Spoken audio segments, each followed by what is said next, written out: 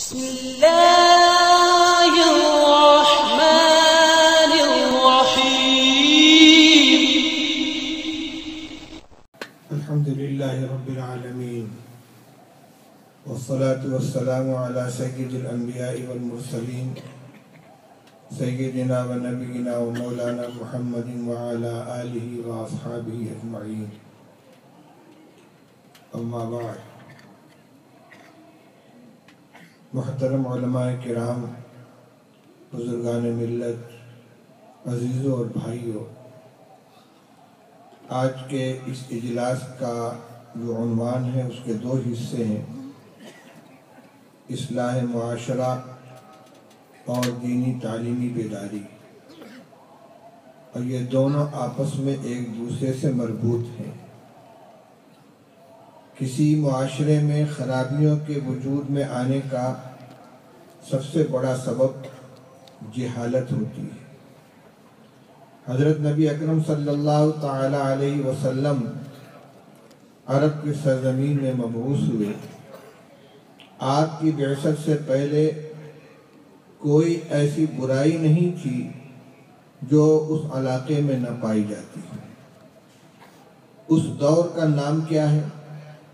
دور جاہلیت۔ نہ اس کو شراب خوری کا دور کہتے ہیں، نہ بچوں کے قتل کا دور کہتے ہیں، نہ بت پرستی کا دور کہتے ہیں، اس لیے کہ ان تمام برائیوں کا جو سرچشمہ ہے وہ ہے جہالت، جاہلیت۔ اس لیے اگر ہم یہ چاہتے ہیں کہ ہمارے معاشرے کے اندر خیر پھیلے، برائیاں مٹیں، اسلامی خطوط کے اوپر معاشرہ استوار ہو، تو اس کے لیے بھی ضروری ہے کہ ہم دینی تعلیمات کو عام کریں، اپنے گھروں میں، اپنے معاشرے میں، اپنے خاندان میں، اپنے بچوں میں۔ اسی بات کو علماء کرام بار بار لوگوں تک پہنچاتے ہیں کہ کم از کم بنیادی دینی تعلیم سے اپنے بچوں کو آراستہ کرنا یہ ہماری دینی ذمہ داری ہے۔ ایک روایت میں رسول اللہ صلی اللہ علیہ وسلم سے کسی نے پوچھا کہ یا رسول اللہ، اولاد کا والد کے اوپر کیا حق ہے؟ آپ نے ارشاد فرمایا کہ والد کے اوپر اولاد کا یہ حق ہے کہ جب کوئی بچہ پیدا ہو تو 7ویں دن اس کا عقیقہ کرے، اس کا اچھا نام رکھے اور اس کو تعلیم دے، ان یحسن اسمہ و ادبہ، اچھی تعلیم دلائے، تربیت دے۔ 60 سال کا ہو جائے تو اس کو نماز کا حکم دے، 10 سال کا ہو جائے تو اس کا بستر علیحدہ کر دے، اور جب بالغ ہو جائے تو اس کا نکاح کر دے، اور پھر کہے قد ادبتک وعلمتک وزوجتک حبلک علی غالبک، میں نے تمہیں تعلیم دلائی، تربیت کی، تمہارا نکاح کر دیا، اب اپنی ذمہ داری سنبھالو۔ یہ حق ہے اولاد کا والدین کے اوپر، اور خاص طور سے باپ کے اوپر۔ کچھ حقوق وہ ہیں کہ جو دنیاوی اعتبار سے والدین پر عائد ہوتے ہیں، ان میں مسلم غیر مسلم کی کوئی تقسیم نہیں ہے۔ ہر باپ جانتا ہے کہ گھر میں بچہ پیدا ہوا ہے، اس کو غذا فراہم کرانا، اس کے لیے لباس کا انتظام کرنا موسم کے مناسب، بیمار ہو جائے تو دوا علاج کرانا، اور جو زندگی گزارنے کے لیے جن چیزوں کی ضرورت ہے ان کو مہیا کرانا ہماری ذمہ داری ہے۔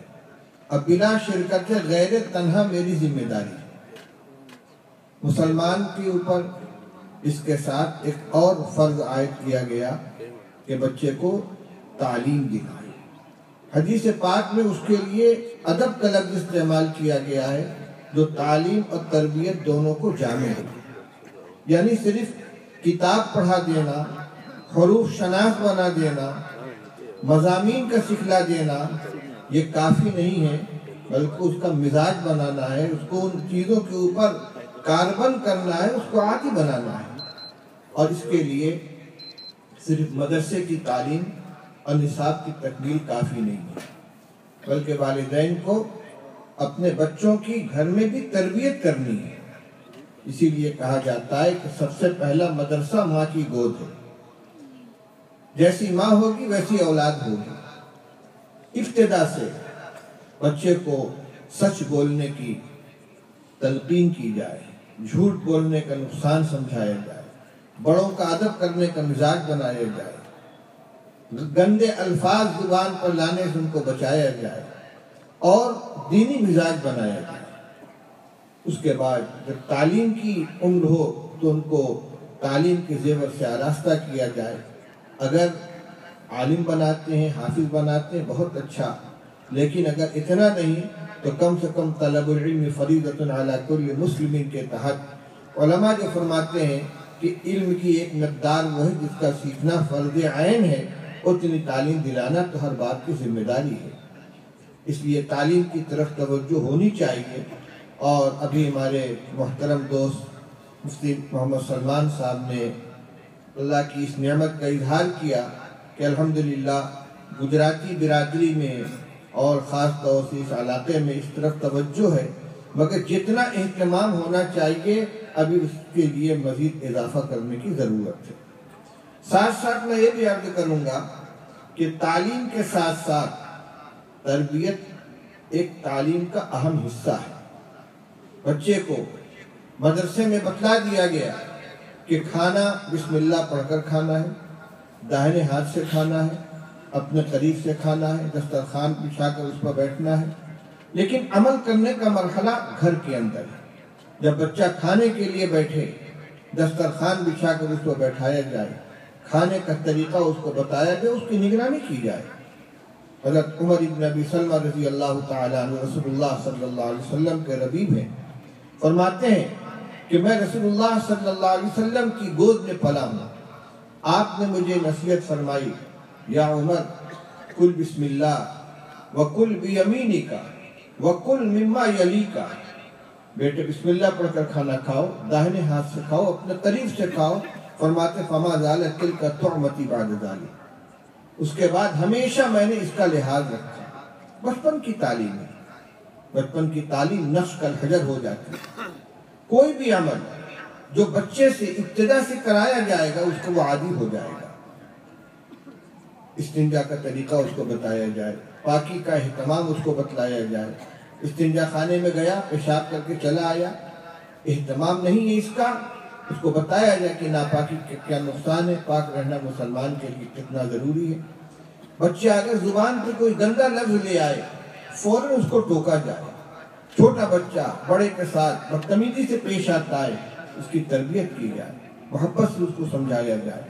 تو جو چیز کتاب کے اندر مدرسے میں پڑھائی جا رہی ہے ساتھ ساتھ اس پر عمل کرایا جائے، اس کا عادی بنایا جائے۔ گھر میں بچہ داخل ہوا، دروازے پر روک دیں، سلام کر کے اندر آؤ۔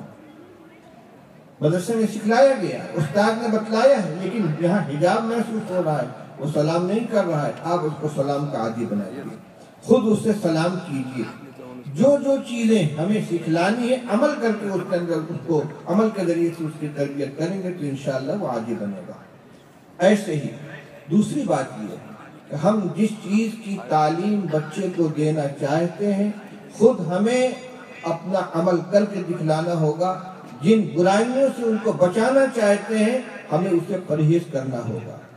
باپ اگر گالی بکتا ہے، بڑا بھائی گالی بکتا ہے اور چھوٹے بچے کو سمجھانا چاہیں کہ گالی بکنا بری بات ہے، کیسے سمجھے گا؟ آپ تو گالی بکتے ہیں، آپ تو گندے الفاظ استعمال کرتے ہیں، ہمارے لیے غلط ہے، آپ کے لیے صحیح ہے۔ اس لیے ہمیں بچوں کی تربیت کے لیے، بچوں کو تعلیم دینے کے لیے، ان کا مزاج بنانے کے لیے اپنے آپ کو عملی نمونہ بھی بنانا ہوگا، اور جو کچھ وہ سیکھتے ہیں کتابوں کے ذریعے، مدرسے کے ذریعے، ان کے اوپر عمل کرانا بھی ہماری ذمہ داری ہے۔ قرآن پاک کا تذکرہ مولانا رحمت اللہ صاحب دامت برکاتہم نے آپ کے سامنے کیا۔ بہت سے حضرات ایسے ہیں کہ جن کو بچپن میں قرآن نہیں پڑھایا گیا یا تصحیح قرآن کا اہتمام نہیں کیا گیا، ان کی عمر بڑی ہو گئی، بچے ان کے حافظ ہیں، قاری ہیں، لیکن خود ان کا قرآن صحیح نہیں ہے۔ اس میں کوئی حجاب کی بات نہیں ہے۔ صحابہ کرام رضی اللہ تعالیٰ عنہم نے قرآن عموماً بڑی عمر کے اندر پڑھا۔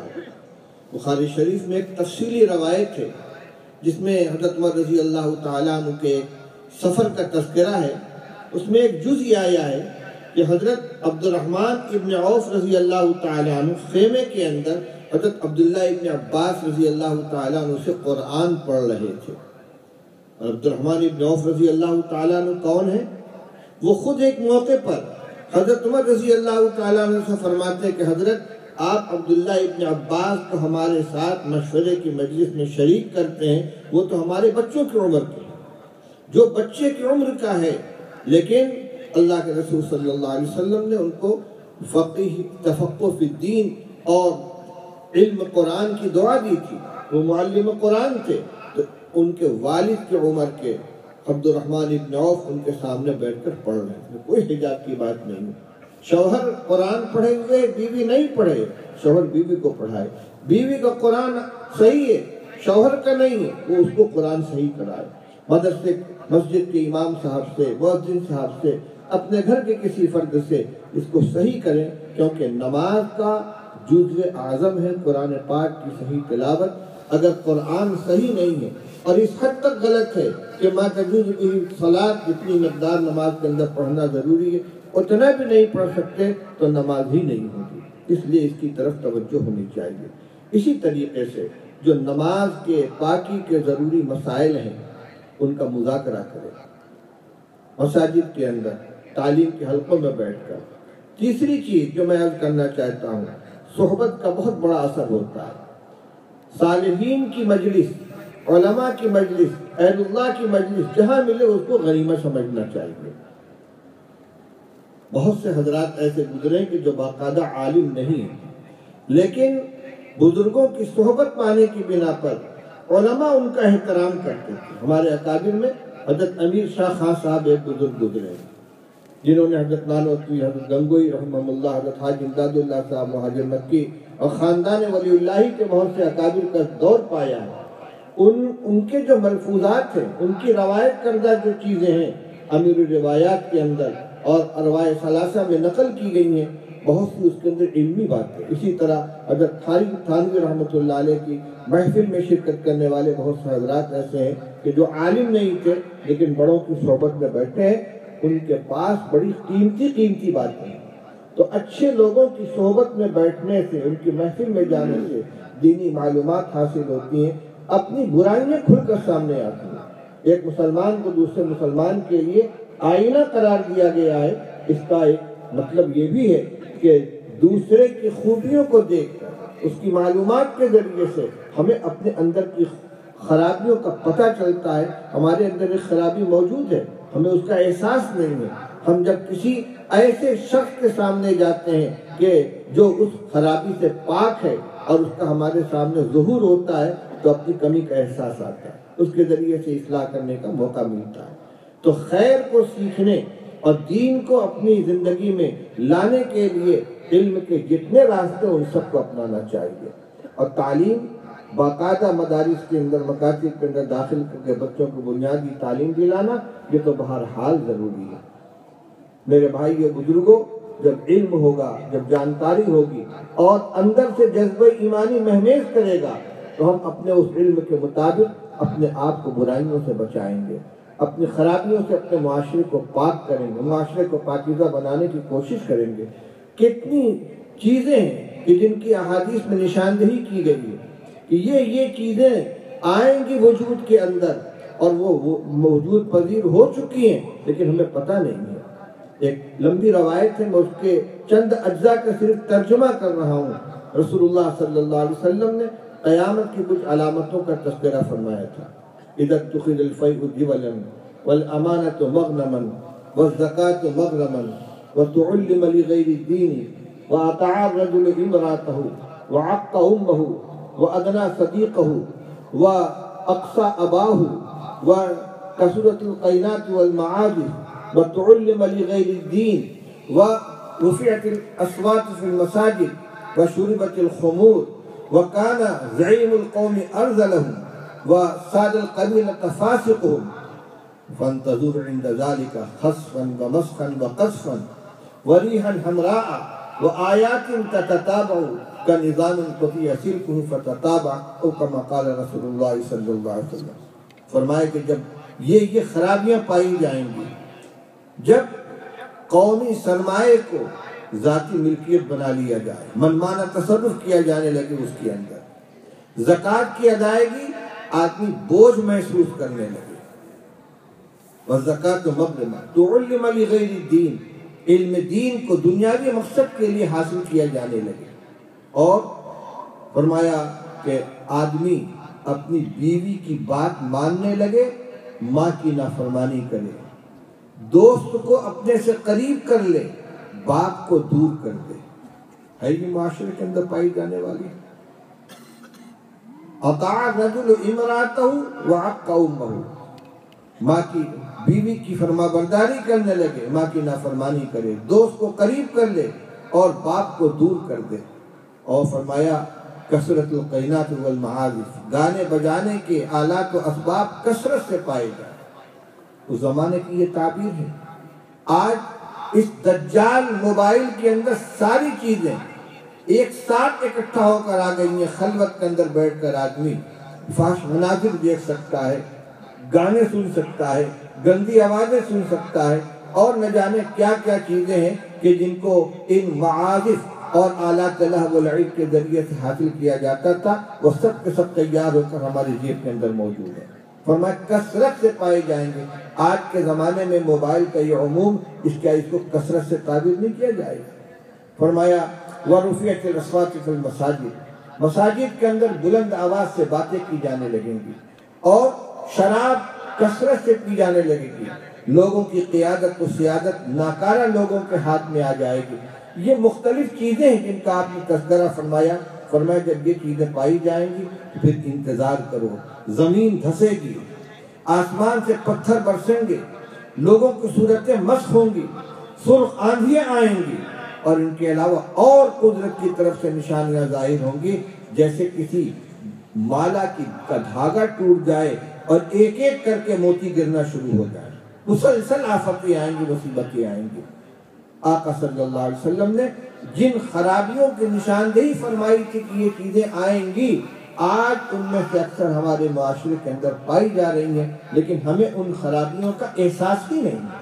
میرے بھائیوں، جب ہمارے پاس دین ہوگا، ہم رسول اللہ صلی اللہ علیہ وسلم کی احادیث کو پڑھیں گے، دینی تعلیم کے حلقوں میں بیٹھیں گے، علماء کی صحبت میں جائیں گے، ان روایات کو سنیں گے، اور اندر سے ہمارے اندر عمل کا کوئی جذبہ اور ہمارا ایمانی جذبہ ہمیں مہمیز کرے گا، تو انشاءاللہ ان برائیوں کو اپنے معاشرے سے مٹانے کی کوشش کریں گے۔ اس لیے یہ دونوں ہماری ذمہ داری ہے۔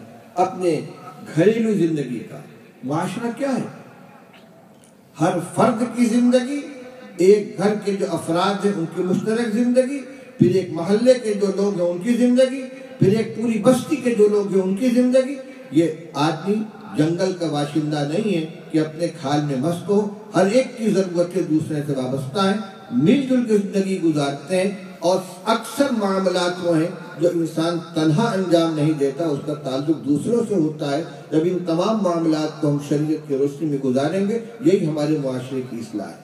مل جل کر زندگی گزارنے ہی کا نام معاشرہ ہے۔ اس معاشرت کے سدھار کے لیے ہر فرد اپنی اور اپنے گھر والوں کی اگر زندگی کو شریعت کے سانچے میں ڈھالے، سیکھے، اس کو سیکھ کر اس کے مطابق عمل کرے، تو انشاءاللہ علم دین حاصل کرنے کے فریضے سے بھی ہم سبکدوش ہوں گے۔